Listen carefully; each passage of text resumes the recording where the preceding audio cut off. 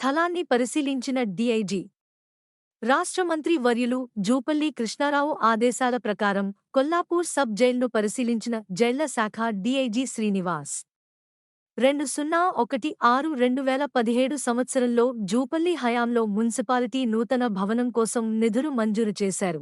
అట్టి నిర్మాణంపై కోర్టులో కేసు వేయడం వలన మున్సిపాలిటీ బిల్డింగ్ పనులు పిల్లర్ల వరకు వచ్చి అసంపూర్తిగా నిలిచిపోయింది. 2018 నుండి 2023 వరకు ఆ యొక్క మున్సిపాలిటీ బిల్డింగ్ గురించి గత పాలకులు నిర్లక్ష్యం చేయడం జరిగింది.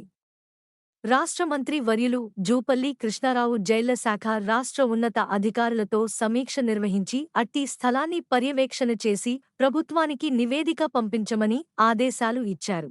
అందులో భాగంగా జైళ్ల శాఖ డీఐజీ శ్రీనివాస్ ఈ యొక్క మున్సిపాలిటీ బిల్డింగ్ నిర్మాణం జరిగిన ప్రదేశాన్ని పరిశీలించారు.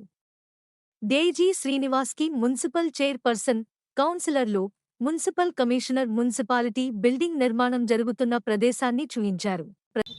మధ్య మార్గంగా వెళ్దామని చెప్పి మంత్రి గారు కూడా బాగా ఇంట్రెస్ట్ తీసుకొని ఈవెన్ దో తుఫాన్ ఉన్నా ఏదన్నా కానీ ఇలా ఫైనల్ చేద్దామని చెప్పి నేను రావడం జరిగింది.